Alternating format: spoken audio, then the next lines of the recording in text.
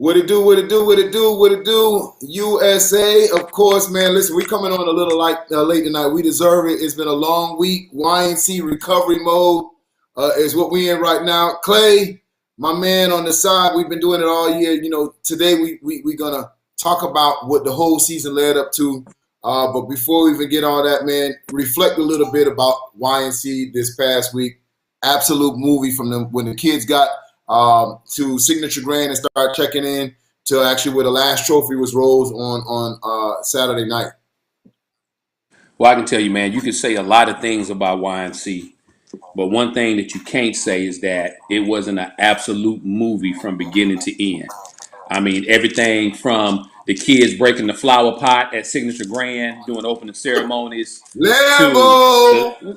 the to the lady coming to ask me, do you know how many more people are going to show up at certification? I mean, like I said, man, the parking lot was crazy. A little rain couldn't stop it. And then as we went up to Wellington for bracket play games and championships at Trash Pile, I had people telling me how much they enjoyed this tournament. I had people telling me they had never seen this much great football in one location. I had people who were a couple of my homeboys who were in different parts of the country, and one of my homeboys said, plain and simple, I didn't even work last week, bro. He said, I was at work literally staring at the live feed on my phone because it was so much good football being played, and they Yeah. fans of the sport. So the one thing I can say is, everybody can talk about this team was there, that team was there, but the one thing you can't say that the YNC was not a vibe. This might have been the best youth national championship ever. And we got some things wrong. Nothing was perfect. Yeah. But Right. all in all, 97%, man, we was on the money. We was on the money.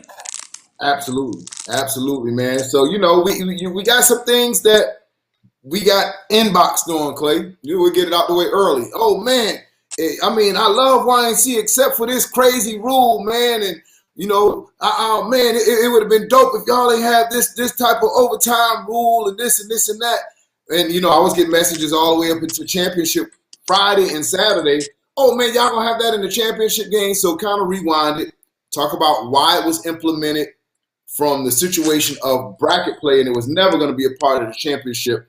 And of course, and how moving forward, what's happening moving forward, YNC overtime rules. So, guys, the Youth National Championship, we govern ourselves by NCAA rules with a few modifications. Most of those modifications are on the age of 6U and 7U. Now, with that being said, that also means that we use NCAA overtime rules. Now, what we had to do, and this was announced at the coaches' meeting on Monday night before any games were played in front of all of the coaches, is that championship games would stick with the NCAA overtime rule. All Right. bracket play games would have to go by a modified rule because we had a time restraint. So the venue that we played our bracket play games at in Wellington, they have 11 p.m. city ordinance. It doesn't matter who's playing. It doesn't matter who's out there. No one at the venue can override it. At 11 p.m., those lights cut off. So what we had to do to make sure we get all games in and to make sure we don't fall into a situation where people can't finish their games because we're playing after 11 p.m. is we had to make all bracket play games that go into overtime a modification of 3 offensive plays from the 25-yard line, penetration wins.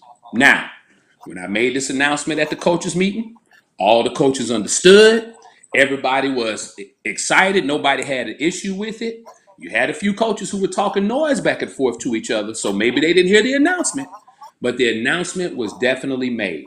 In addition to that, before any overtime game started, the guidelines and the reason why we were doing it were made to both head coaches and staffs. So here's the Correct. thing. When you're doing something like that, it's never an issue until you lose. Perfect Right. example I can give you is the Rampage and Camel game, which was a crazy game. Crazy Both of game. them. Might have been the best game of the entire event. They ended up tying 22-22. I didn't get to I didn't get an opportunity to watch the game because I had to run to Miami to pick up the trophies and come back. But as I pulled up, the game had just concluded. So I ran to the field to go over the overtime rules with everybody. While I go over the overtime rules, I explained to both Rampage and Camo, look, we've got to be out here by 11 p.m. So we're not doing NCAA. Just like I said at the coaches meeting, we're going to be doing 3 offensive plays from the 25 penetration wins, right? So with that being said, both teams were fine with it. Both teams talking noise back and forth. Let's go. It was played out, and it ended up that Rampage ended up winning based off yardage. Once that happened, I get attacked. Oh, I'm a fuck nigga. Oh, I done stole this game from these kids. I should be ashamed of myself. How is this a national tournament? Et cetera, et cetera. Guys, Right. this is something that was explained well in advance. The coaches knew. Now I can't say anything if the coaches didn't relay this information to the parents. But like anything, I take it and I'm listening. And myself and Coach DJ from Camo, we've talked a couple times. Hell, we even talked today about some things, and I understand they had some other concerns dealing with referees and different things like that. But all in all, the rule was in place to make sure that we were able for everyone to finish their bracket play games, and that's what the rule stood for. Now, I've heard some people say, "Oh, well, there was a substitution of refs and things like that." If a ref was substituted, that has to deal with whatever specific situation was dealing with, and the head ref felt like it was what was best. But the one thing you guys not going to do. I can clear that up because I heard that a lot. So I was in the booth all day. So what the refs did the entire tournament is they rotated their refs that was running the clock to get a break. So one would be on the field, they'll rotate and come up inside of the booth to start running the clock. That was just so they wouldn't get fatigued. They had a lot of games. But, coaches are always looking into something. Oh, well, that coach ain't here no more. He must have got substituted because he wasn't to do a good job. Listen, whenever it's outside of football, everything is assumed it. But that was their rotation. Nobody was getting substituted. Nobody was getting pulled off. The coaches did that at all 4 fields and all press boxes. When we're in the press boxes, refs switch up every half. So at halftime, you get a new ref on the sideline while other ones go up. Well, here's the thing about it, Jonah. So on the night of the game, the way it was explained to me is that the ref that was switched made some crucial calls that kept Rampage, I guess, on the field or kept their momentum going, and that was one of the reasons why they won. Then as I go back and look at the tape and go through the process with the head ref, finds out that the ref that was switched was actually an umpire. He wasn't a sideline ref. And the sideline ref that made those calls that Camo felt were very questionable is the same sideline ref that had been there the entire game. That ref had not changed. So you cannot blame the ref change for the calls that had been made. Now, you may not agree with the calls. And like I said at the coaches meeting, you guys will know that I'm never going to come in and change a referee's call. The rule and I will correct that. But I'm never going to change a referee's call because you take control of the game away from the referee when you do that. Correct. No matter what event you go to, whether if it's UYFL, AYF, YNC, Pop Warner,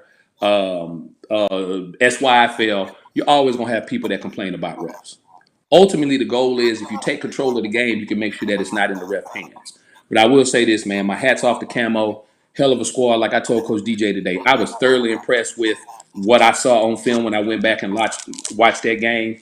And hopefully those kids, enjoyed their experience and it'll help propel them for a fabulous high school career as they go and take their step to the next level. All right. Well, listen, man, we won't spend too much time on it, but overtime rule moving forward. Overtime rule going forward. So what we're gonna do, man, is we're just gonna make sure that the venues have enough time for us to get everything done. And then that's just what we're gonna do. We'll continue with the NCAA overtime rule. And then of course, whether if you're on the winning end or losing end, what's gonna happen is if you're on the losing end, then you'll say the NCAA rules is bullshit. And I'm still gonna be the fuck nigga, and I'm still stealing games from the kids. I mean, that's what's gonna be said, but ultimately that's what we're gonna have to do. Hey, man, well, I'm going to tell you somebody who's not going to say that you stole a game from them at all. Let's bring in the national champion, 13 and under twin. LA Rampage is in the building. Oh, man. Is he here? Twin here? Of course he's here. Twin, let's do it. Twin, let's do it. In the flesh, goddammit. Hey, Hey, coach, y'all still got COVID, coach? hell no, shit. We got the championship bug. We got the championship bug. Fuck you, me.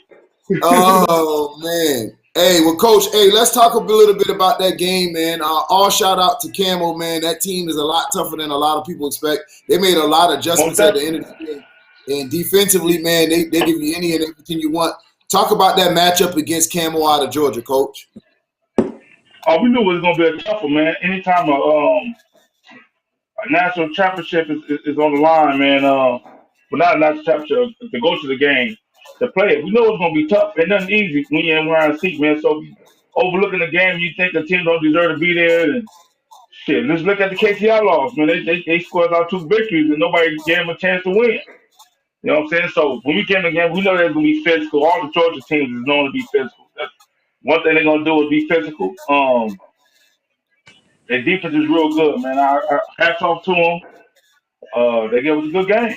At the end of the day, it's about winning. We're gonna do enough to win. So overtime, we win overtime. Shit, we scored. They called it back on a holding call, and the next play we was -10. So I don't want to hear on no bullshit excuses saying we paying for rest, man. Look, take you dumbass motherfuckers. We from California. I hope y'all know that. We way from Florida. How the fuck is we paying any type of rest to go? What did you say? Let's check this out. We have one call go against us in yard. It don't even matter. It's the same shit we dealt with last year. It was some bad calls, some good calls. That's what's gonna happen. It is. It is. We lost last year. This year, shit. That holding call fucked us in overtime. But we dug deep. We refused to lose, man. We got to the 4 yard line, which would have been a first down. First and goal if it was normal overtime rule. It was first and goal from the 4 yard line. They got the ball and they get no yards. They got nothing on the run in the first play. Second, we sacked them. Third play was picked off. That's pretty much a decisive win, That though, one, two, coach. I two. mean, hey, tell these people you on So, YNC team. They tell them you on live right now. They can't walk up in your space, man. yeah, and as Ben, I can't turn no money down now. Oh, okay. Get your money, bro. Get your money, bro. I can't Get turn your no money, money man. down, man. So, But no, man, but at the end of tonight the day, man, it we was a had the good game. yeah, It was a and good so game, man. now, Hard fought game. so y'all walk away with that victory, tough victory. So, what was when you went into the game against, of course, the Outlaws? Yeah, Kane wasn't at full health, but man, you had a full I don't load give a playing against the kid. Tell me, what was the game plan playing against Arch and a kid like fuck. AJ at running back to come away with that win? Just win. Just win, man. I don't go fuck how we won. I don't go if we won by half a point or half a yard. We wasn't gonna lose that game. You know what I'm saying? We came in this year. It's like, man, we can't lose. We can't lose, man. I don't go fuck what happened, what bad calls we made, who Yeah, scored a touchdown, and don't matter. We don't go fuck how we win. We just wanted to win. Like we had to right. steal that bad taste in our mouth losing to them last year. So I made myself a promise. Every time we face two motherfuckers, we're gonna put our foot in their ass. Yeah, For real. So Kane Archer, unbelievable player, man. AJ, the double yeah, zero, unbelievable runner. He broke one early. I think his first carry he broke one. yeah. And First carry shit. That down was to like the 15-yard line. yeah. Yeah, yeah. So we got Well, I tell nothing but respect to those dudes. here's a question I got for you, Coach. Because one thing about it is, in your championship game versus KCI loss, everybody talks about Kane Archer, and rightfully so. The kid is phenomenal. But talk to us about your starting quarterback, the guy that is the YNC national champion quarterback, man. And I think this is a Right. kid that a JD3. lot of people understand how good he is, but when he's on the field with Kane Archer, a lot of attention's on Kane when this kid rightfully so deserves some attention as well. Yeah, and this ain't no shot at nobody. You know what I'm saying? I'm talking about my guy. You know what I'm saying? But every time you talk about Kane Archer, every time he goes head to head, either whether it's a loss or a win, this kid has outplayed Kane Archer. Whether it's touchdown to interception ratio, whether it's smart decisions, whatever. Just you can look at the stats. Go look at the first game we played to the second game we lost when we went to YNC Florida last year. James Jefferson threw three touchdowns, 3 or 4 touchdowns. You know what I'm saying? That game. This last game. Man, Jada Jefferson is the truth. He said, after y'all see Bryce Young, that's his protege. Bryce Young, like Jada Jefferson, I can't say nothing to him, and he's special. Like y'all don't think he's special, man. He barely get hurt. He take a licking, and you know what I'm saying, and keep ticking. He's smart. He understands the game. His dad, Jabbar Jefferson, get a lot of credit, but a lot of credit goes to Jaden because he wants to learn. It ain't the thing he don't want to learn. He want to be good. It ain't the type of guy like he want to go home and watch cartoons and want to do other shit. This kid really look at football. You know what I'm saying? And study the game from a quarterback aspect. Like, that's a right read, that's a wrong read. So when he look at film, he's looking at the defense. Oh, yeah, we know Camo run a version of a cover three that was different. We know what was going to be open, what's not going to be open, what's going to be tough to get. It starts from him. You know what I'm saying? So the guy is special, man. If you don't, then you got to look at him, man. I never in my life, like, he may make it seem easy, but that shit, man, that right there is hours, weeks, days of preparation. It's him and his dad. He does a great job, Mr. Bart, just making sure he's prepared. And I just gotta give my kudos to Jaden because he wants to do it. You know what I'm saying? You can make a kid do something he don't want to do it. He don't want to be great at it. You know what I'm saying? This kid wants to do it, Right. man. He's a great leader. He leads by example. He's quiet, but he gonna one thing he gonna learn from it. He gonna be there. He gonna be there to make a play. So you gonna love to lose with him. You gonna love to win with him, regardless. You know he put his best foot forward. He ain't perfect, but the motherfucker he's a man. He's special.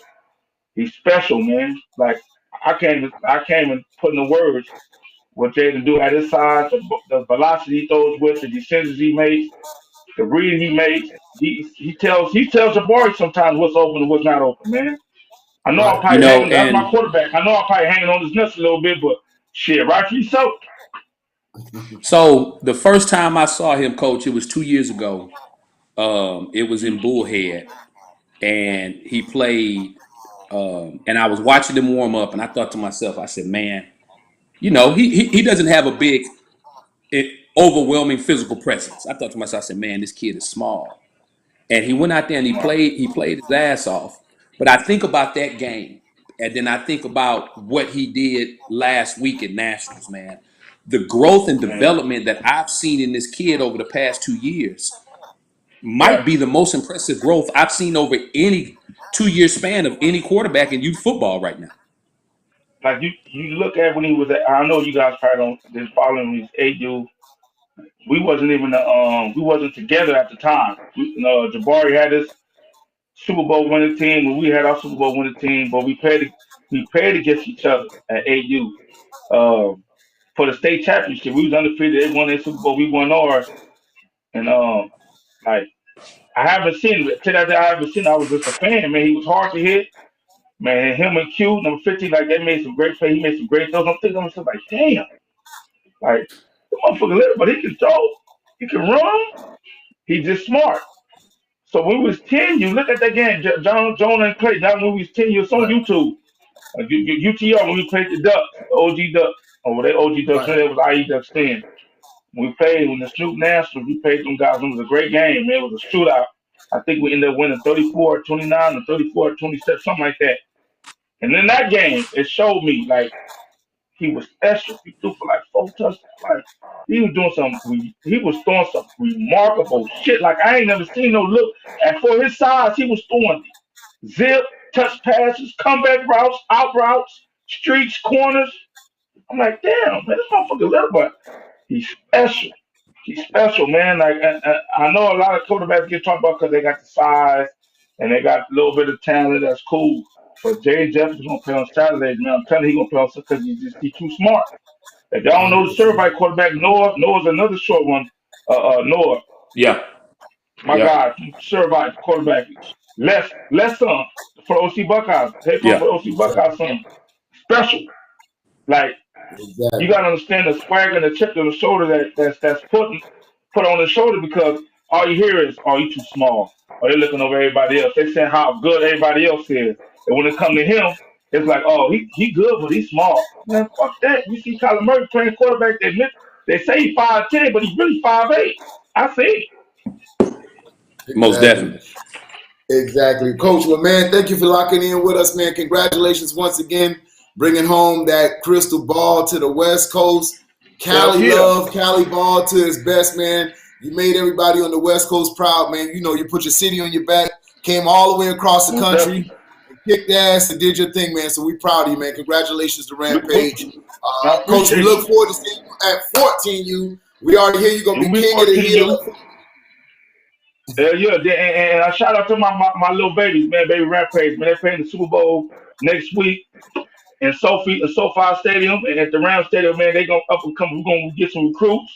We got some recruits coming. When our inbox is blowing up, man, we're gonna be on the stage. Hopefully, the players are bringing in the YNC. We're gonna play some couple big time matchups, and we're gonna bring Yeah, their ass to YNC next year. there you go. You already know, So yeah, fam. look Already. forward to All seeing right, you. we'll let you get a little chill time. We'll see you on 707 Vibe, bro. All right, baby. Yes, sir. I'm gonna go make this money, man. All right, stay up. All right, twin. Later, Yes, sir. bro. All right, baby. Yes, sir.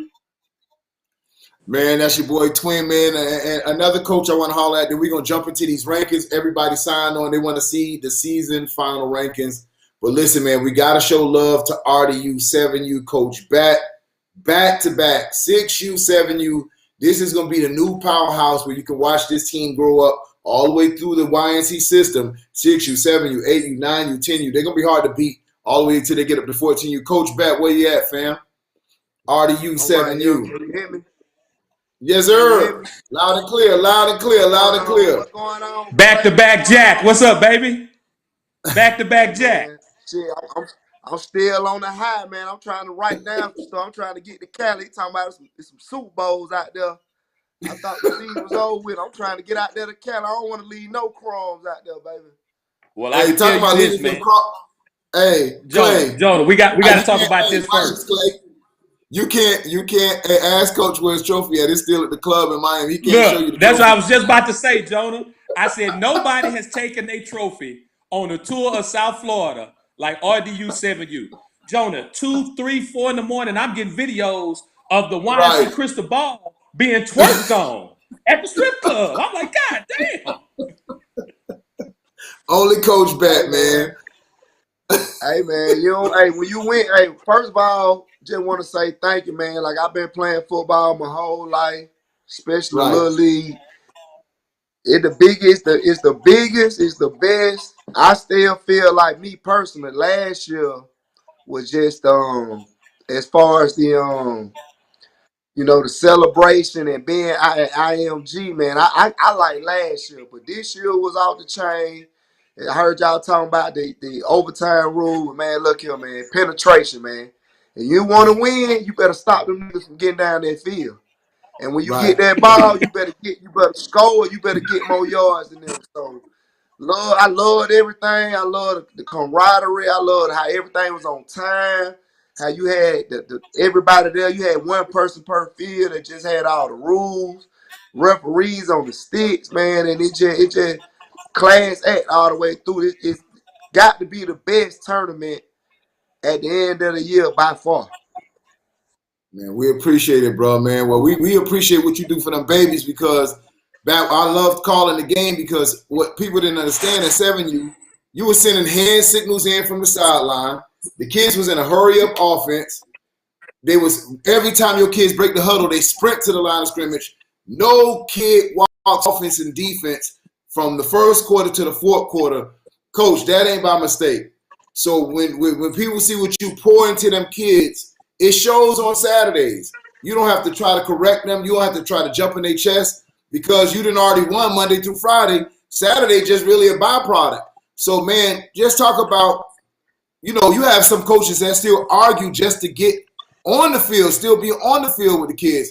Coach, I mean, how did you implement these kids? Sideline, signals. You running with high schools run on 7U already. Man, well, a big shout out to that. Just my parents, man. They know I'm a maniac about this shit. They know how I feel about football, and they just buy in. I'm real adamant on don't miss no goddamn practice. Cause you miss a practice, I'm installing something new every day. And shit, to be honest with you, man, I got 3, 4 kids be with me all the time, and we walking through Walmart or something. I'm giving them signals, you know what I'm saying? But my parents, man, they just buy in. They let me be a maniac. The kids take on my personality. And I tell them from the jump, I say, look, we gonna work our ass off. But when it's time to stunt, man, go stunt, man. And Yeah. Yeah. it's just something like football. Like I had a blessing come through. Coach O was able to move back just in time for national. Coach Big Mike at Langston Hughes, they were run up at state this year. My brother, man, and Josh Smith, man, they just let me implement what I want to implement. Get my O line, and I'd be remiss if I sit here and just take all the credit, man. My defense, man. Like everybody talk about my offense and the signal, but my goddamn defense ain't hearing it, boy. Right. So, hey, let me talk about that defense real quick, Coach. So, look, y'all played the big running back at the position in y'all age group out of SED. Number one's a big kid. By far, that kid probably almost 160, 170 at 7U. But your kid and you're looking at the film right now, you can see number one in the backfield if you're looking at the field right now. If this play is to him, they're going to already show you that they don't really care about his size. They swallow him up defense, everybody to the ball. But then I heard this rumor. I don't know if this rumor is true, but now since we got you on camera, I'm going to ask you back. There's a rumor you came to practice in full pads. Now, if anybody know your history, back when you played football, you was a 4-3 guy, 4-4 guy. Now you dropped off a little bit. You still under the fives. You did a good 4-6, 4-7, right? Now, They say you you was in trying to be pads. nice, Joan. I run by the forever, man. But go ahead. So look, they say you was in pads and your kids was hitting you, and you was getting them used to hitting something big. Is that true, Coach? Man, that's true. I did that last year, right before we played big boy. I told my kid, I said, level practice, you better hit me. And I was running, and they hit me, but getting geared towards this year, and it's a recipe to this thing, man. Down South Georgia football, I was able to have one of the best little league coaches ever, Coach 10 win. And I told my parents, I say, look, man, we gonna do some shit y'all gonna think crazy. But we pretty much, man, we was scrimmaging. I ran up on some 10U teams. And I ran up on Twin City, the national champs at 8U. They beat the doors off my ass, but it was just an opportunity for my parents and my boy to see, like, hey, we gonna play and scrimmage up just to get ready. And that's just a recipe we do, man. And geared toward what O bring to the table, what Bud allowed me to do, being the head coach. And like I said again, man, my parents, man, they let me be me, and shit, they love it. You know what I'm saying? They still, I got parents calling me right now talking about we through for the year, what's next? And I'm like, man, y'all need to take a break, man. Just shit, enjoy the goddamn high. Hey, but Coach, we don't have to worry about y'all playing spring football no more. I think that's the only L you took. Babies ain't getting no rest. We'll have to worry about RDU in spring football this year, Coach. Nah, we ain't playing no spring football. They really making me do this 7-on-7. It's something I gotta get geared towards and get my mind prepared to do. Cause you know me, I'm a track guy. So I was able at the University of Arkansas. I ran track, was an All-American. But I want all my boys to run track, play other sports. And I be telling my parent, man, like, hey, put them kids in other sport. I got some parents talking about they want to put their kids in baseball. I ain't telling them it's too late. You got to start that baseball early. But, man, I don't really do spring ball. We're going to do some 7-on-7 events, man. But once again, man, I need y'all to send me y'all address, too, so I can send y'all a thank you, man. Hands down, like I said before, I'm going to reiterate, man, it's the best tournament I ever been a part of. Everything was A1 from the check-in to the festivities, man, to the playing fields. Everything was just A1, man. The referees, man. I mean, I was the most penalized guy when I played in NFL. One thing I learned, refs are not biased. They gonna Right. call what they see. But every rep, every game, they throw a flag. They explaining to you why they threw the flag. They explaining to you the rules. And they know they shit, man. And they own it. Yeah. But like I said, they got some other little leagues out here, man. They talk about other little national. I only suggestion I say is if you win, the Generation Nets and the Battle National. I would love to go against some of these other so-called national guys go against they winners. That's something I would love to do. Cause ain't nothing like what this the best of the best competition, the best of the best ranking. And like man, it's almost like every Tuesday, y'all got all my parents Tuesday and Thursday telling me to get out of practice so they can come watch y'all to see where y'all gonna rank these people, man. Hey, So but man, listen here, Bat. I Listen love here, it, Bat. man. Listen here, Bat. Them other leagues know where you at, and the motivation ain't always just to go to another league. Sometimes it's not to get in that ring with King Kong. They know where you at. They know. Speaking about King Kong, before we let you get out of here, Bat, I cannot let you get off the screen and not talk about King Williams, man. The kid is on a different level of football. I know you A don't like to monster. single out. I already know. I'm gonna get this out the way, parents. Any 7U RDU parent tuning in now, this is not a bad idea. Bad is team only. You know, he with the MVPs, he always fight us on it. But this is from a Generation Next standpoint thing, man. For people who may not know him, and you got a lot of talent on the field, man. But just in your opinion, the kid right here, King Williams, man, tell me what he brings to the table as a football player. Period. Man, King just different, man. Like when we be in practice and we talk about who gonna be the leader, who gonna lead, King just do it. And he humble with it. He love the game of football. And he just different, man. He downstairs asleep right now, man. He just love football. He got a cell phone. He'll call me, Kobe, man, come pick me up. I be sitting in the living room Sunday watching football. Him and Key Money got hurdles and goddamn ladders in the front yard, making up their own drill, man. And the thing that's special about my team is I really just we got Coach Bud, Coach Larry O. I'm always Yeah, that's my partner, man. But Coach Larry O is the staple of him and Big Mike, man. They the staple of this shit, man. They get my O line. It all starts with your O line and D line. It always starts with your O line and D line. But it's get yeah, back on the topic of King, man. He just different, man. He love the game, and he take on that role of being quarterback. Like I yeah. rotate my quarterbacks. I put number 7 at quarterback sometime, and he'll tap me on the shoulder like, Coach, I'm ready. Like he want a quarterback trainer now, man, and just hats off to him, man, Coach Bud, man, and like we got something special. I think we might be the only team in the nation that got 5 coaches. We ain't got no kids on the team. So every Wow. decision we make for this team is based off performance and what you do in practice. It's no bias. No I ain't And got to cap. worry that about no kid and that's ball or rare, none of that. coach. That's super rare, Coach Bat. And I think that you may be right. You're on to something. That's one thing that I believe separates your team from all the other teams in the nation.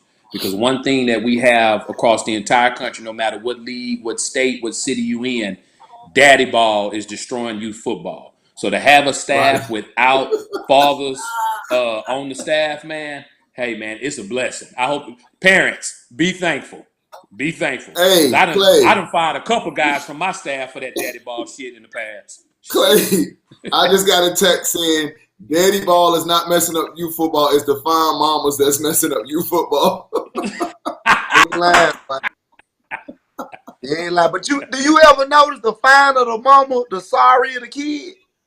Boy, you I ain't done never noticed lied, that. man. Hey, and them 250-pound mamas son be out there stiff arming everybody, bro. Hey, cause the mama don't gotta go to LA Fitness and get their son on the field, bro. I'm good. I don't gotta go to the gym. I'm good. Hey man, before I get off Oh Oh here though, man, man, shout out to Pat Prime, shout out to all the yeah. Texas team, SED, man. Oh, we just man. switched up that quick, They would man. switch Courtney to jump in.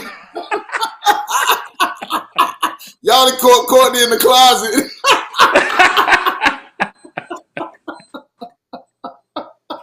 Boy, AG, you something special, bro.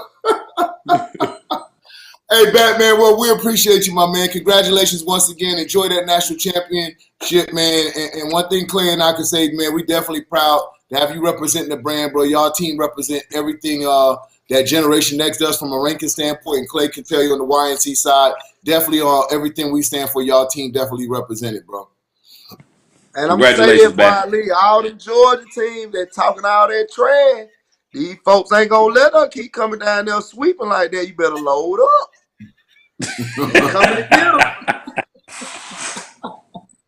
But All right, appreciate man. Well, everything, listen, Clay. Appreciate everything, Jonah. do you think that? Do you think that? All right, man. Well, listen, since we already done snuck in Courtney house, man, without AG giving my dog any announcement, hey, man, let's go to the head coach over at DEA 12 and under, the national champions at the 12 and under, my man Courtney. Courtney, come on in, man. We give you a little heads up this time, man. We promise. What's up, man? You said I was Courtney, in the What's up, Mike. closet. coach? I didn't like the Hey, closet, man. what's that in the background, coach? What's that in the background, man? Oh, that's the homie back there, man. You know what I'm saying? Okay. He locked in right now. You know what I'm saying? He right there by the stockings and everything. And Oh, you gonna do it like that? You gonna do it like that, man? Yeah, I'm screwing up my wife's Courtney. all her decor for Christmas time right now. But Oh, she got it hooked up, man. She ain't even playing. yeah. But listen, yeah. you don't care nothing about those stockings. You had a vision in the preseason that this was gonna come to fruition around Christmas time. You put together everybody saying this was an all-star team, but the whole thing about it, an all-star team is something you put together for one particular game. This is a team that you put together in Texas and played a regular schedule week in and week out. So kind of clear that up, let everybody know what this team is about, and how you ended up, just really coaching them. You didn't get all the practices you wanted. It was almost arguably harder to coach this team than the regular team. I know Clayton understands it because Clayton did it, and I've been on the other side where I've been a person who's walked around and been able to go inside other coaches' practices and stuff like that, dealing with CCE, and you're able to learn. I did not know a lot about the youth football level. I know a lot about football, but I'm always a student of the game when it comes to the youth football side of it. I've GA'd in college. I've played on those different levels, and I've coached high school football and been a coordinator in Texas. But youth football, I never done it before, and so I was able to last year be around a lot of guys, and then just to me, you're looking and you're saying what somebody else is doing, and you're saying, okay, I could do that, and what somebody else may have made a mistake on, and saying I wouldn't do that, and then you have to have some good people around you, man, and it has to have a good synergy, and that's the coaching staff. It has to be people around you that can be able to help you out. And we were fortunate in that situation to be able to have it to where it all worked out.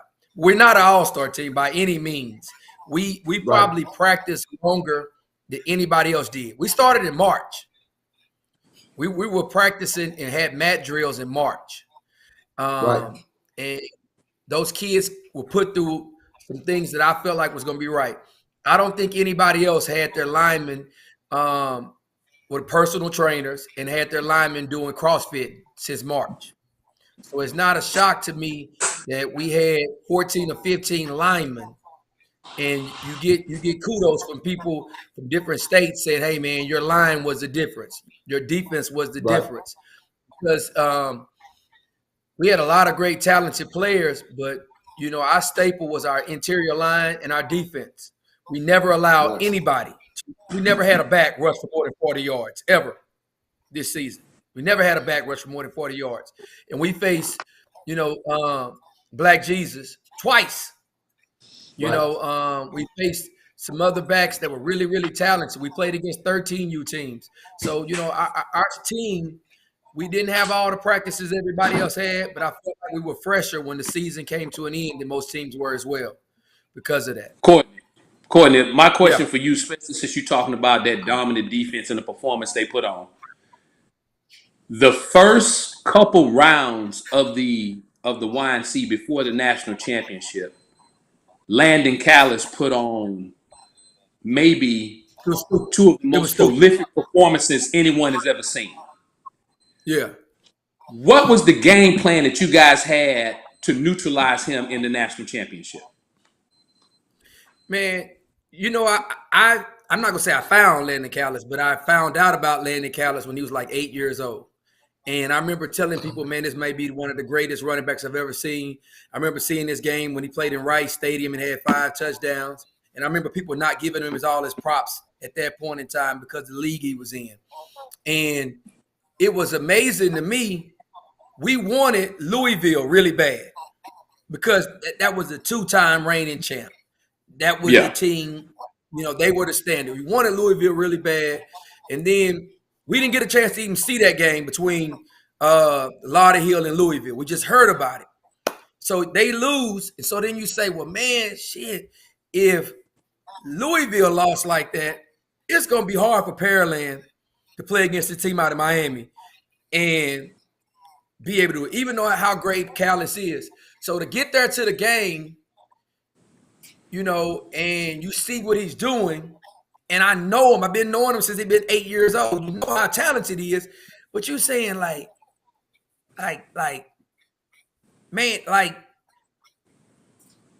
it's scary from a standpoint of you thinking that your kid, your kids want to see Landon. They're not afraid of Landon.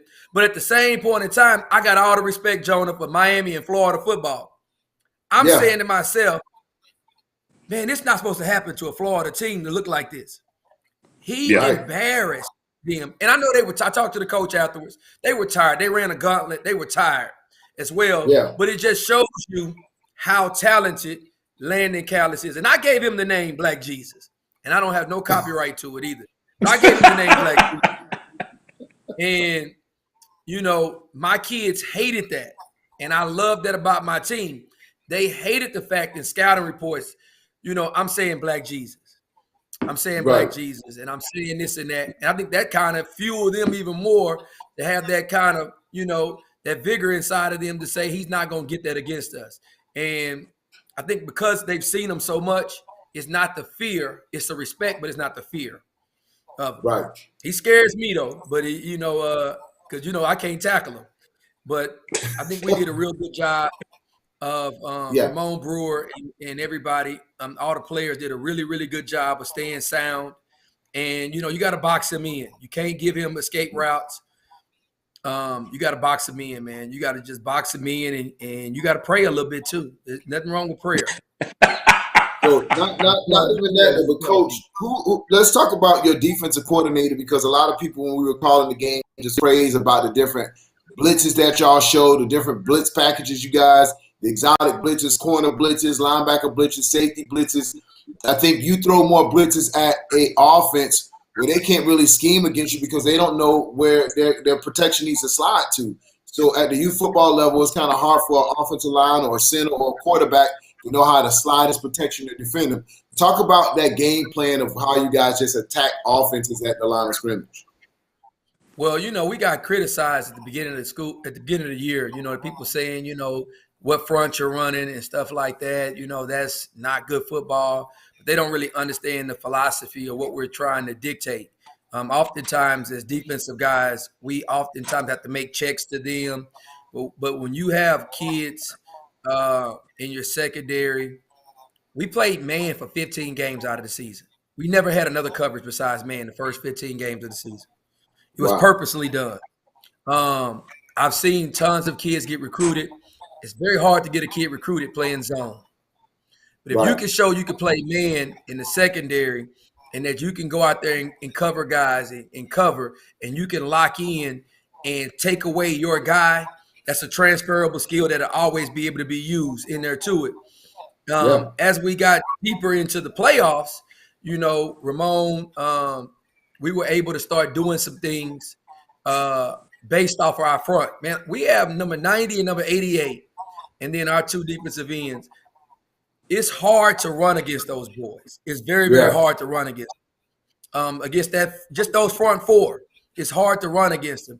And then you add in number 2, Neiman Page, who I think is arguably one of the most dynamic defensive players in football, and he can play 12U next year. When you add him in, and then our outside linebackers, where we could bring a kid who runs at 11-7 off the edge, when we could bring Carmelo off the edge, when we could bring Bronco Nagurski, Hunter, who can hold the edge and run you down. When you have outside linebackers like that, And then you have secondary guys like Caleb Cruz, and you got Trent Yancey, and of course you got Ethan Booby Feaster and Zane Good, and Braylon Huglund and Kels. Those kids are going to go see DB trainers. Those kids are committed to the process to it. They all can run, and we all tackle. And so that process with a defense, it doesn't matter what defense you run. When you got guys that love to hit, they don't mind kissing the baby, and they have an attitude of we're going to set the tone for the team, not the offensive setting the tone for the team. You have a chance to be in every game you play. Courtney, let me ask you this, man. 13U, what can we expect? Is DA coming back? Are y'all going to defend the YNC National Championship? Are you going to look forward to playing a healthy Louisville Chargers? We know the Chargers weren't the same without arguably one of the most dynamic 12U players in the country. That is what it is. It's obvious. As we can say, man, the Chargers are a good team. But when Michael Jordan ain't playing for the Bulls, they ain't the Bulls. You see what I'm saying? Can we expect that matchup in 2022? Yeah, I think we're going we got some kids, man, that are going to leave, and it's bittersweet anybody that leaves the team. I don't believe in personally having any kid that's a ninth grader play on my team. So all my kids that were eighth graders with August birthdays, they're gone. And then we have a couple kids who may have just made this decision that they're going to end their note on that way. But I got sleeves on. I got some sleeves, Joan and Clayton, and we got some tricks up our sleeves, and we're gonna wait.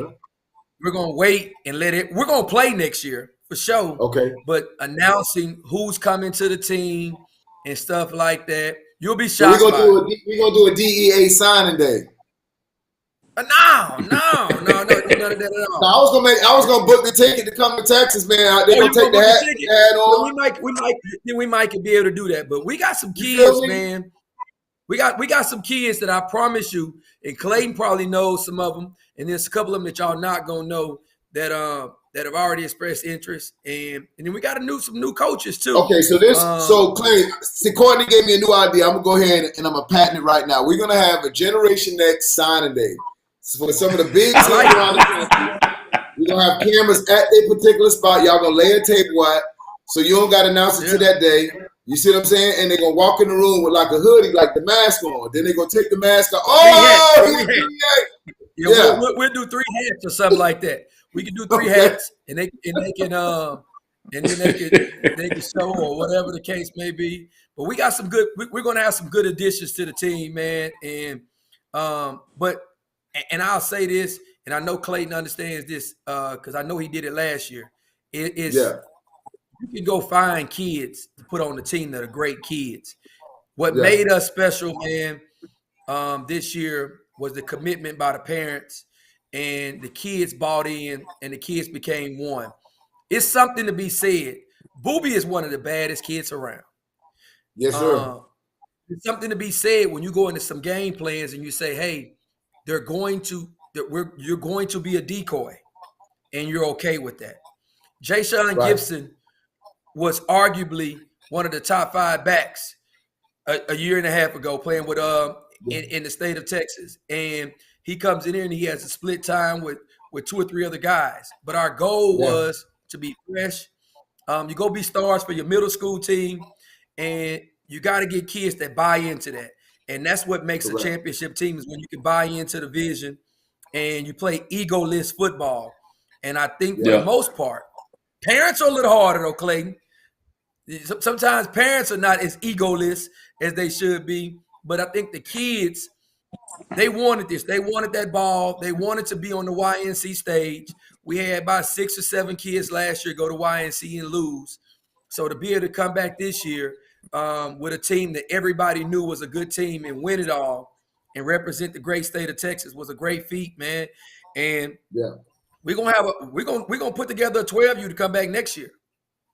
Well, one thing about it, Courtney, you definitely right. When you're talking about a team loaded with talent like this, the parents gonna make you or break you. They dedication to the process, dedication to practices, dedication to not poisoning the kids in the car ride home with, you should be getting the ball more, coach should be doing this and that. That's key to it, man. So Man, hats off to you guys. Y'all had a great season, phenomenal season. I'm anxious to see how you come back next year because I know you're gonna have a 12U and a 13U. You know, and like I said, man, defending that YNC title and pushing forward. Wearing a lot of gear and I can't wait to see you in some battle shit, Courtney. I can't wait. Yeah, man, it's gonna be very, very interesting. It'll be good, man.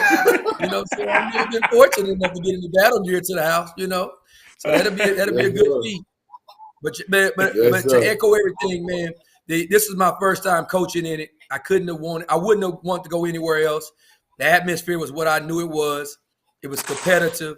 There was a lot of great football out there, and hats off to y'all, man, because I know it's a hell of a job. I know y'all slept like babies on Monday and Tuesday night after finally being able to get done with this stuff, and the stress is off y'all back. But y'all did a good job.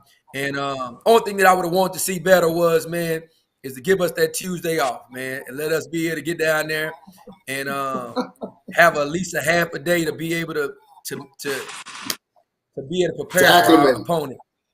Yeah, get acclimated. That was the hardest thing, and that's why CBE, you know, but we'll live with it. Hats off to them for being able to compete and hold us to 6 points.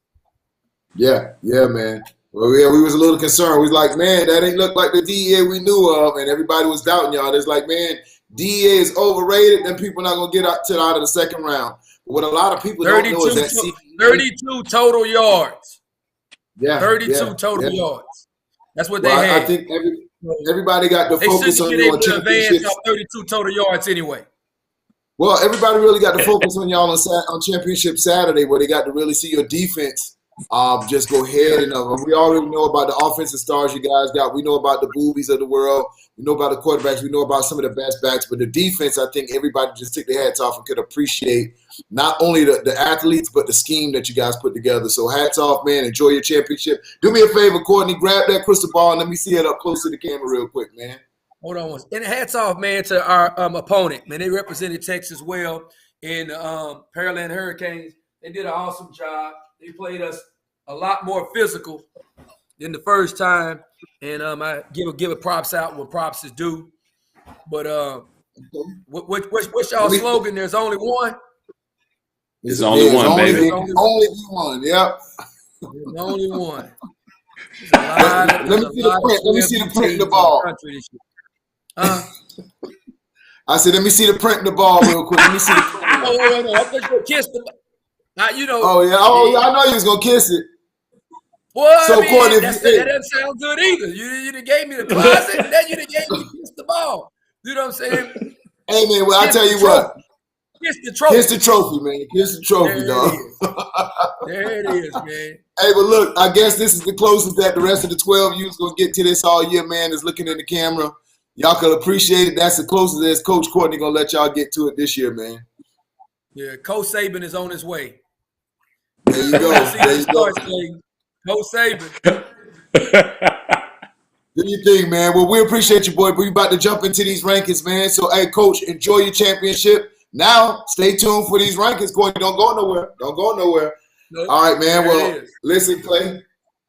This is what we've been waiting on all year. We're going to jump right into it. We're not even going to commercial because it's late at night. These people got work tomorrow. We're not going to hold them up. I'm going to jump in 6U, Clay. All right? So, I mean, I'm going to be on the even team tonight. You could be on the odd team tonight. You rat bastard. That's what's up. Hey, I mean, it's only fair, you know? Just make you 6U. You start at number 10 on up. Yeah. Start at number 10 on up. All right. All right. So look, man, at the 6 and under, the season final, and of course, these are already going to be printed out. You can check them out on Instagram. We'll forward them to Facebook. All printed. This is the season 2021 final top 10 rankings. These are 10 teams that earned their way. You know, they played their way. No opinions, no rooms, no board meetings. And we'll talk about this when we get to particular age groups. But when we consider rankings on all age groups, it's about not only who you playing, what you're playing, but who you're playing. It's about the level of competition. We'll never brag about what we do at YNC. At YNC, most importantly, just take the brand off for YNC for a minute and let's just say there was no brand, there was no initials, there was no acronym, and it was just a football field with football teams with competition. The object is on that nameless competition is just to have the top competition so we can truly name you as national champions. We don't want to be left out when you're playing. There's the top 5 other teams over here, another top 3 teams over here, and we're just playing football games to play football games, and we really don't know who the champions are. The goal at YNC is to have the best players. So we are hypnotists. We can't put a watch in anybody's face and say, man, listen, you got to come to YNC. All we can tell you is that, coach, here go number 7, number 8, number 5, number 4, number 3, number 1. They're all here. You want to play football, you want a clear, undisputed national championship, then this is all we can offer.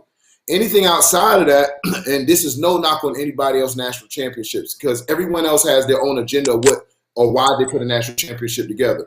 This is YNC's Generation Next ranking reason is to get the best competition. Now you can throw back the YNC back on top of it because it is what it is. You know, you can flop them wings like that. But that is the behind it. So top 10, 6U is because we felt the best competition was there. At number 10, Elite Golden Bears out of Texas come in at their number 10 spot. At the 9 spot, out of Alabama, Bessemer Tigers holding it down at number 9. Out of Texas, once again, at the 8 spot, Renegade Colts. Coming in from the state of Florida, Lauderdale Lakes holding it down at the number 7 spot. I really like what I saw of them babies in the national championship, fighting all the way to the end, throwing tight end streaks, tight end pops in the end zone. Loved it. At number 6, a shout out to them boys winning the championship. No matter where you play, baby, we're going to respect what y'all boys do. Maryland Heat, way to pull it in, representing on the Maryland state line at number 6.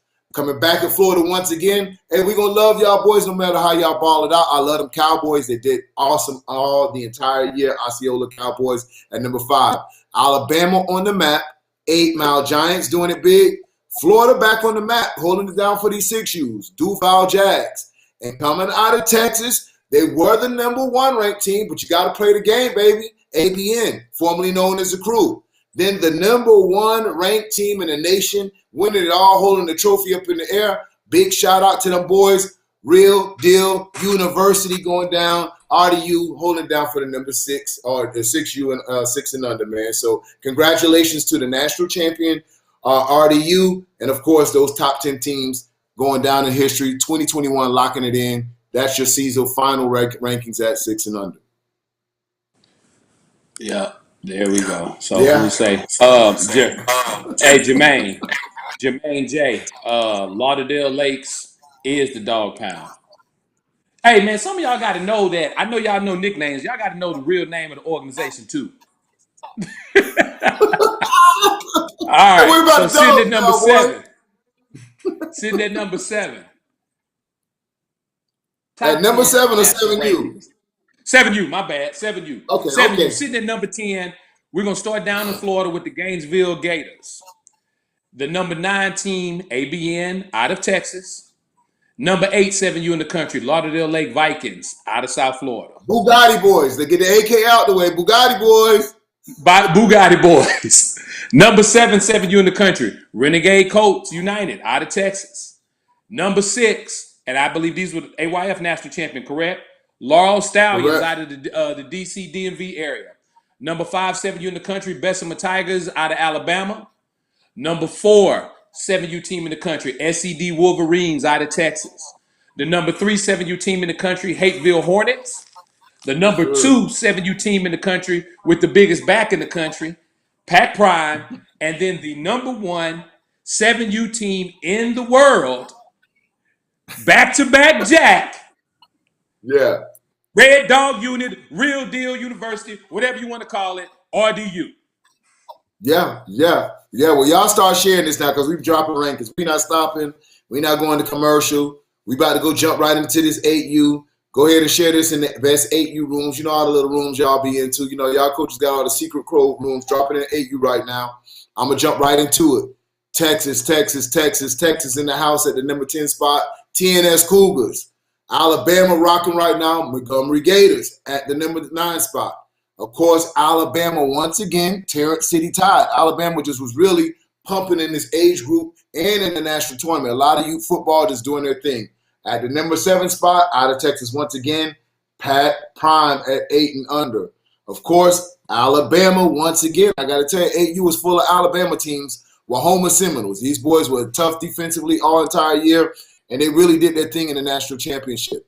Coming out of Florida, this was one of the favorites where people just really thought they might search to the top 3 in the country, but they had to play the football game. They now understand what it takes to compete on a national level. Duval Jaguars at the 8 and under, some of the most special running backs that you'll see at that age and 8 and under. Now going back to Texas, gold-blooded Titans, one of your favorite teams. You already said they was going to ball out, Clay, and they did just that. Now, at 8 and under, this is a team that was ranked number 1. And game day in the national championship did not have the showing that we saw all year. There's a lot of things going on, but game day, you got to be able to finish the drill. Number 3 team in the country, Georgia Eagles. And, of course, at the number 2 spot, they've just been undefeated all year, really representing on a high level the Miami Garden Ravens out of Florida at the number 2 spot. But the number 1 team in the land that just showed everybody why they were ranked earlier number 1 in the nation and reclaimed it. Now, you got to ask yourself, what's the question? Why were they number 1 and then they fell to number 2? Well, them and Georgia Eagles both played the same team in a specific tournament that they had or a weekend get-together. They both played the OG Ducks. So this was easy to compare. Georgia Eagles played the Ducks first. Georgia Eagles knocked the wheels off of the Ducks. It was like 32-6 or 28-6. Big score difference. And then Twin City was in a dogfight, 7-6. So when you can compare that team playing the same team, it's an easy barometer. So we're saying, hey, number 1, number 2, but we don't care about the rankings. All we want is the top 8 teams in the country anyway, and y'all figure it out. We could just give you a forecast at the rankings, but then you guys got to earn it. So all credit is due to Twin City Outlaws, earning it on the football fields, no opinions, no voting polls. They're the number 1 team in the nation, Twin City Outlaws. Congratulations to them boys. Oh, and a shout-out to their quarterback, Eli Long, holding it down as the MVP of the tournament at the 8 and under, Clay. Most definitely, man. Shout out to Twin City. They did the thing. Now, let's roll over to number 9, man. Or 9U, should I say. Roll over to 9U. Starting off 9U, number 10, City Life Raptors out of the DMV area. Number 9, Louisiana Wave out of Louisiana. Sitting at number 8 at 9U, Renegade Coach United.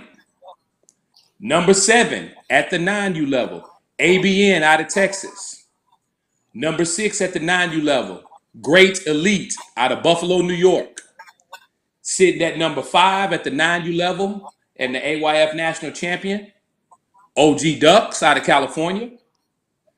Number 4 on the 9U level is the Miami Garden Chiefs out of Florida. Number 3 on the 9U level, Duval Jaguars out of Florida. Number 2 team on the 9U level, the TNS Cougars out of Texas. And the number 1 team in the country, number 1 9U team in the world, and our 2021 YNC Coaching Staff of the Year, Steely Jaguars, also known as Lambo. Coach Howard, man, we would have loved to have you on the show. We still putting in a little GoFundMe to get you off the Nokia flip phone service lines. And when that all comes to fruition, Howard old school, baby. Howard is old school. We're going to go live on you, baby. Okay, it's coming. Your day is coming. All right? So hold on, 10 Jonah, before you go 10U, I had somebody, I saw a question here that came from the Laurel Stallions on 7U. So the question was, we were number 4 in the country when we went into nationals. We went undefeated and we dropped to number 6. How can that be? All national championships are not created the same. And when we have 7 of the top 8, and you don't have 7 of the top 8 in your nationals, our guys have played a harder gauntlet. And that strength of schedule is going to create the reaction that you saw. So no discredit for what you guys done. It's just that everybody at the YNC played a harder road to get whatever they got.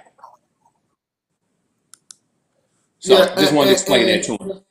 Well, and listen, let's kill this because you see you got people talking about, well, they're not going to rank us because we didn't play over there. We didn't play over. Listen, Clay and I and the committee do not lose sleep about where people play. We probably just missed how I opened up the rankings. We don't hold a grudge. Oh man, these people ain't play over here, man. So we're not, brother. Life is not about. It's about competition.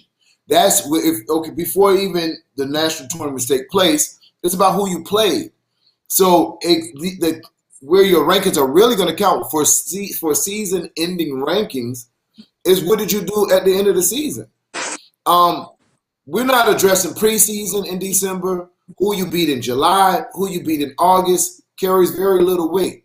What July and August carries is preseason rankings. That's when the rankings first start. We drop it the first time. It drops in September. Oh, man, we can't wait for the rankings to drop. Yeah, we observed you in July and August.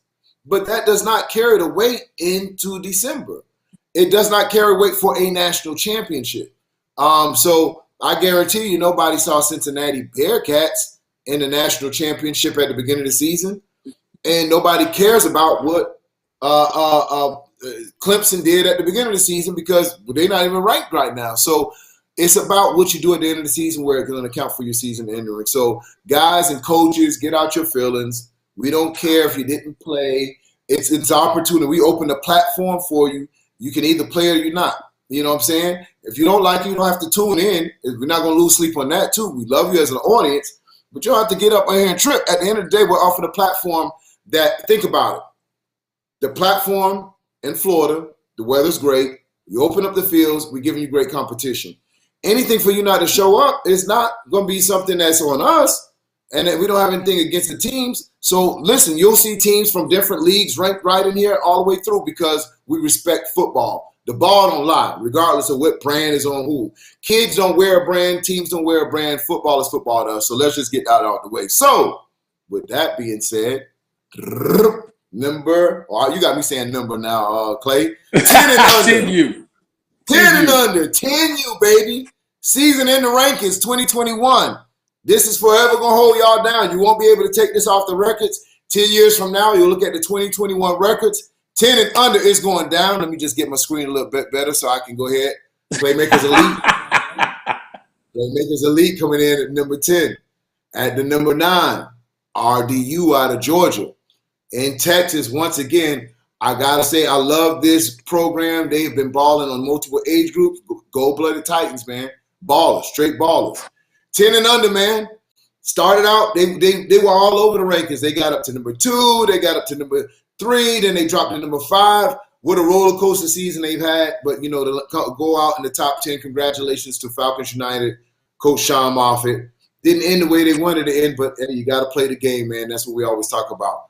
Alabama brings one of the most toughest, hard-nosed teams. I really enjoyed watching this team play all year. Shout out to Bessemer Tigers, man. I love that squad y'all got over here. Those kids are going to be special. And, of course, this team, man, shout out to this team, man, because they played in multiple tournaments. They traveled up the road. They played a lot of football. I guarantee you if they would have focused on either one or other, they might have won it all. These kids played a lot of games. All the shout-out goes to this team out of Florida. Lauderdale Lakes Vikings. Of course, the ABG boys, man, that's a tough squad. I look forward to seeing what those kids are going to do as the years go by. Coming back out of Texas once again, shout out to these boys. I don't care where they play. They deserve the love, man. Renegade Colts coming in at number 4. Now, these boys, they're on the cusp of being a top 1 and 2 team. Can't take nothing away from Northside Pride Black coming in at number 3 out of Florida. And, of course, the Frazier goes down. Clay, this has been a team that you love them. We watched them. They were defending youth national champions. Still can't take nothing away from them. I know these boys coming back bigger and better next year. SED, Southeast Dallas Wolverines coming at the number 2 spot. And now, the number 1 10U team in the galaxy, in the world, in the universe. In the Milky Way. In the Milky Way. Hey, the Milky Way, boy. Shout out to them rare breeds coming in at the number 1 team in the nation, deservedly so. DeMarcus, you got to talk your trash. You was on the line early today. But all jokes aside, man, your kids came out there and executed. I know you had dual, number 14, and your running backs both did dual MVPs. Listen, for people who doubted you guys executed a well play. I've never saw Southeast Dallas reeling in for plays and trying to defend plays. as much as I saw them against Rare Breeds. So all jokes aside, salute to the Rare Breeds 10U. They proved a lot of people wrong. They deserve to be ranked the number one team in the nation. Another special group of kids that we want to watch grow up through the YNT rankings, man. Shout out. But listen, I'm on a roll right now, Clay. I'm not even finna let you jump in at the 11U. I'm finna go right to my 12U right now because we just got yeah. It's a power move right now. It's a power move right now. Okay? I'm going right to 12U. I'm on a roll, bro. Don't hold me. Come on, man. Just roll with me here, man. So look, at the number 10 spot for 12 and under, Cincinnati Bearcats. Tough team, man. They had some up and downs this year. A lot of potential. I want to see what these boys are gonna do at the number at 13 and under. They were the runner-up in YNC last year. Started off a little rough this year, but they played arguably one of the best schedules in football. Shout out to Cincinnati Bearcats coming at the number 10 spot. Shout out to my boys over there in Michigan doing it big. My boy Myron. Hey, listen, man, just this close away. Of course, they were doing it big over in the AYF. Shout out to those boys out of Michigan, Southfield Falcons. Now go all the way to the West Coast. They still play football over there on the West Coast as well. And over there in Arizona, shout out to Chandler Elite Bears. People thought they fell off. They're still there, man. Look for those Bears, man. And I don't know if they'll bring them back at the 13U, but they're a tough team. One of the most impressive teams. I think they're one or two players away from being a top 3 team in the country. Tough defense. They can play with anybody in the country. Shout out to the boys out of North Carolina at the number 7 spot, SRT Giants. North Carolina Giants, SRT boys. Now, of course, defending national champs, back-to-back winners, doing it big time over on their end. The Cali Bears, tough team, man. A really tough team, very impressive. Shout out to them boys. Respect to what they're doing over on the West Coast. This was our defending national champions. Again, no excuses for the Louisville Chargers out of Kentucky. But without Sequoia, which I feel is one of the most dynamic kids, not just at 12U, but if you do pound for pound, what kids really impact their team the most on any age group, you got to give it to this kid. So now they had an opportunity to play on a national level without him. They kind of see where they got to get if that team's going to be beyond of what he offers. Now, in their defense, the 2 games afterwards, they were lights out. They were a different Chargers team. So I think that first game was just acclimation. What plays work for the kids we have now? Which plays do we have to do? How do we rally up? So a combination between coaching and kids, they figured it out. They went undefeated the rest of the tournament. So shout out to the Louisville Chargers. Lauderhill Lions, man, they came out there and dethroned the champs. Got to give them all the all the credit in the world. Coming in at the number 4 spot out of Florida, the Lauderhill Lions really had to go through a gauntlet. I think they got on that high of the Chargers. They were enjoying themselves, man. Hey, we just knocked off the number 1 team in the world. But then the very next game, Clay, they came out, man, and they saw one of the top running backs in the country. We talk about Landings. He landed where he wanted to land, bro. He stayed on flight. He scored how he wanted to score, 4 touchdowns. Lauderhill Lions just was fatigued. Looked like they had rubbery legs coming into that national vibe. It's a marathon. It's not a sprint when you play these national tournaments. Of course, a team that was ranked right above them beat them in their own FYFL Super Bowl championship. Shout out to Lauderdale Lake Vikings. Another one that's just finding what it is to play on a national level, came up short as they were trying to get to the national championship semifinals. And Pearland Hurricanes, man, they proved everybody wrong, till they got to the championship games. I think they really went further than what they thought they could go. Of course, you got Landis at a running back, you got Seth at quarterback, but they needed more than that. They needed defense, and it just got to the championship game, couldn't stop the phenomenal players of DEA, but most importantly, they couldn't block the DEA defense. And so with a bunch of exotic blitzes, a lot of different protection packages that Pearland Hurricanes couldn't put together on the run, and then, of course, without one of the top running backs being available to you the second half, spelled disaster for the Hurricanes. DEA wins big. They're the number 1 team in the country out of Texas. And that wraps it up for 12U, my brother. So I'll let you jump right in, man. You can take 13 or 11, however you want to run them. Or do you want me to run with 14 and you want to save 11 and 13 for last? What you want to do here, Clay? I'll do 13. Obviously, I get what you laying down. You want me to do 11U last. So I'll do 13. You can do 14. Then we'll roll into 11U and get that thing. I'm with it. So, I'm with it. Give me a chance to drink some 13 and under, top 10 in the nation final rankings. So we're starting off number 10, Ross Elite out of Georgia. Number 9, you have the UIFL national champion, North Texas Bills. out of the Dallas-Fort Worth area.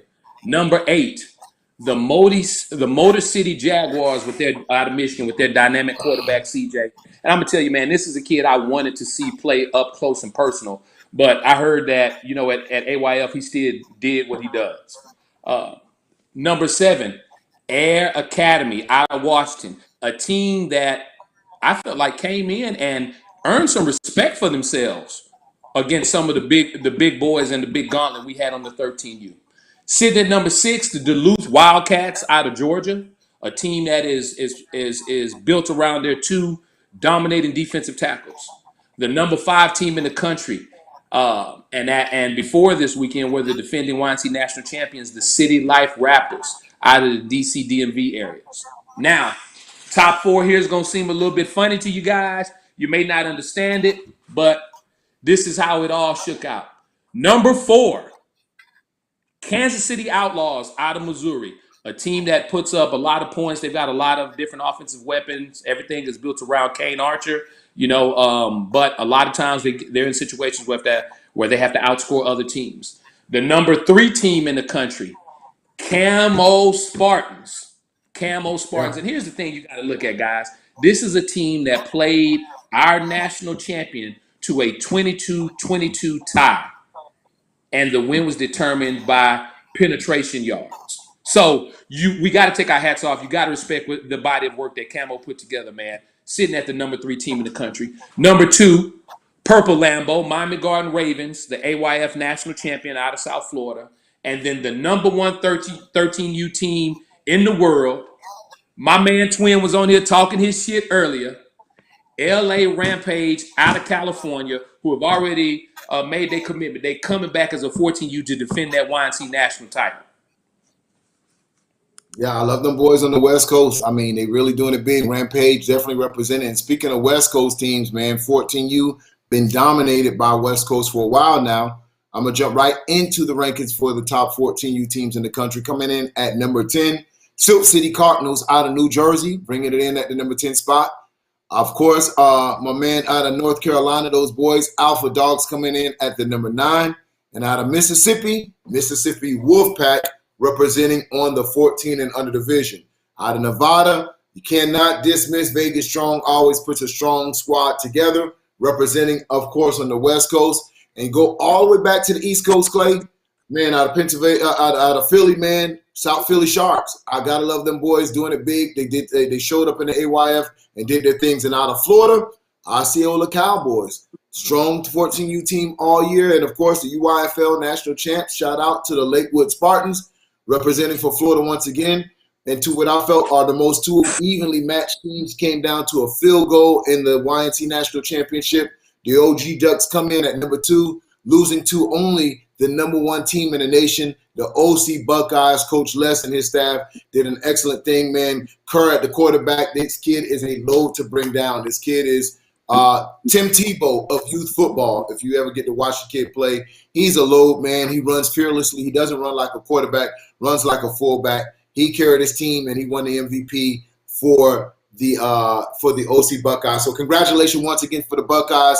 Cali football showing up strong once again. LA Rampage, Buckeyes, just really putting that Cali brand on their back, man. And I got to tell you, that little flag with the bear on it, them 2 teams really represented at the big boy level, 13 and 14U, Clay. Oh, man. Here it comes, Jonah. The age group everybody been waiting on. Oh, 11U. 11U, top 10 national rankings. Here we go. All right, guys. Here it is. Sitting at number 10, the North Carolina Giants. The number 9 11U in the country, West Orlando Jaguars out of Florida. Number 8 11U in the country, St. Louis Bad Boys out of Missouri. The number 7 11U in the country, AYF national champion runner-up Arizona Suns. Number 6 11U in the country, Constellation YNC winner DMV Knights. The number 5 11U team in the country, the Louisiana Grizzlies. The number 4 11U team in the country, Pac Prime Wolves out of Texas. The number 3 11U team in the country, the Birmingham Chargers out of Alabama. Man, I was impressed with Birmingham, man. So it's simple, guys. We've got 2 teams left for number 1 and number 2 in the country. Both teams are national champions. One team has a unblemished record from preseason on through, but in their national championship, they only played one nationally ranked team. Another team won their national championship playing 3 nationally ranked teams and came out of a bracket filled with over 8 nationally ranked teams. You could argue either way, honestly. You've got to respect the body of work for the OG Ducks, but at the same time, too, you've got to respect the road and the path that RDU chose to go for their 4th national championship. Which way did we swing with the voting? Talked to a lot of different people. Committee was torn. Ultimately, we had to come to a decision. Sitting at number 2, OG Ducks out of California, and your number 1 11U team in the country, 4-time YNC national champions, Red Dog Unit. That is your 11U national rankings. And there it is. Wraps it up, my brother. Top 10 teams from 6U to 14U. Print will come out. That ends it for 2021 season. Clay will wrap it up and have some good stuff for next week. We got some big announcements that's going on nationally, but we'll save that for a little sexy show on its own. But congratulations, man, to all the national champions, man. Once again, Clay, read off your national champions from 6U to 14U, brother. 6U to 14U. All right. So again, man, we got to say congratulations to the 2021 YNC national champions on 6U. You have RDU out of Georgia. On 7U, you have RDU out of Georgia. On 8U, you have the Twin City Outlaws out of Georgia. On 9U, you have the CD Jaguars out of Georgia. On 10U, you have Rare Breeds out of Georgia. On 11U, you have RDU out of Georgia. On 12U, you have DEA out of Texas. On 13U, you have LA Rampage out of California. And on 14U, you have OC Buckeyes out of California. Congratulations, guys. Hell of a season. Can't wait to do it again next year. Absolutely, man. Well, listen, we're not going to keep y'all up any more time than y'all have to. We know it's late. It's almost midnight on the East Coast. We'll see y'all next time, next place. When we come back, big national news. It's going down. YNC, of course. Shout out to my man in the background. It's going down. Big Al over at AG Productions. Shout out to my homegirl who hung out with us this weekend over at the National Championships. Clay Sandra, shout out over there, assistant over there at AG. Shout out to Sandra. She always come through and show the YNC love. Yeah. Absolutely. Shout out to my man Curtis holding it down for the battle vibe. Shout out to my homeboy Chris, holding it down on the battle side as well. Man, for the whole Generation X team. Man, Panther was out there holding it down on the cameras, on the 1s and 2s. Josh, of course, on the Missouri vibe, came out there holding it down. Curly was doing his thing over there from the photographer to all type of craziness that it wouldn't stop the entire weekend. Shout out to big man Harry at the gate, Clay. How important is the YNC essentials of locking everything down? Most definitely. How important is Clay? Hey, I know you read that. Joan, there's a lot of upset people here, man. It's a lot of upset people here. What's the upset about, man? I was just talking about hair. They ain't talking about hair. They upset. They upset with the rankings, man. Oh, what happened? What part, bro? They hot? You got a lot of people upset because our final ranking has RDU over OG Ducks, But at the end of the day, you got to understand, man. Like we've always said, the strength of what you play plays a lot of factors into it, and I think that a lot of teams, they'll hold on to what they've done in the preseason and understand that July does not have as much weight as December does. Correct. So. Correct. So, but at the end of the day, I mean, those were always the conversations that said, "Hey, man, we want to have the best competition. We want to play the best competition." And even with particular coaches, all that conversation was had. Yeah, we want to play the best competition.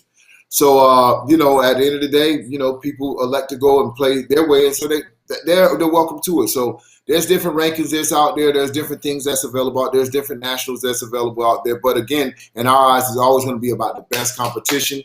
And that this doesn't be from the beginning of the year, but most importantly at the end of the year. And brackets are meant for one thing, not to just say, hey, let me just get through some teams that really we never really heard of until championship day. And no disrespect to any teams that, you know, that play, not just particularly in the 11 bracket, but that doesn't, in our eyes, qualify for a national championship run. So, you know, when you're beating teams 60 to 20, you know, where's the competition level? We want to just see if you can overcome adversity and play those teams. And like we've seen, there's a lot of teams that start off flat in the beginning of the season that there's some number one teams that didn't make number one. Again, we talked about this last year, Clay. Louisville Chargers started off super hot. They are not your national champs this year, okay? SED was the number one ranked team in there. They are not your national champs this year at 10U. You know what I'm saying? 9U. Central DeKalb did not start off the number one team. Who did? They're not the number one they're not the number one team this year. Okay? So then there were different teams. Of course, Twin City didn't come out ranked number one, and they're 8U. So again, Pat Prime was the number one ranked team at 7U. They're not your national champs. ABN was your number one ranked team. They are not your national champs. Out of 9 age groups, I just told you 6. That they weren't the number one ranked team. It all changed in the national championship. Why? There's different things that happen in the national championship run. Your level of competition, how quick you recover, how wiggly are your legs. No one at the beginning of the season would have told you that Lauderhill Lions would have knocked off the Louisville Chargers. No one would have told you that Pearland Hurricanes, who started off 0-2 in the beginning of the season, would be playing for a national championship. So anybody who wants to say, hey, man, I played you in July and August, and want to have that in the weight, talking about we popped you in August, bro, I just showed you 7 of those brackets. That means nothing. So until people can realize national championships is just that, a national championship. I don't care if you won the SEC championship. If you don't come down on January 1st to play for a national championship, you'll just be going home with your SEC championship. So that goes on every level of football, youth football, college football. If that was the case, does Alabama and Georgia need to play again? Alabama already beat Georgia in the SEC, so why play again? Oh, we already popped y'all. We good. We're not playing. We're not coming to the national championship. We beat y'all in the championship. We're not coming. All right, don't come. It's cool. And your number one team is, and let's go. With that, hey, AG, Clay can close out the show. I'm out. I don't know about the rest of y'all. Yeah, you done set me up for failure. Now you want to jump off the show. Oh, man. But it is what it is, Coach. That's all I can tell you, Clay. I hope I made some type of sense. Hey, man, listen. Until next year, Jonah, we'll be the 2 most hated guys in youth football. I'll see you at Battle Miami, fam. All right, fam. All right, no doubt. And we out. Later.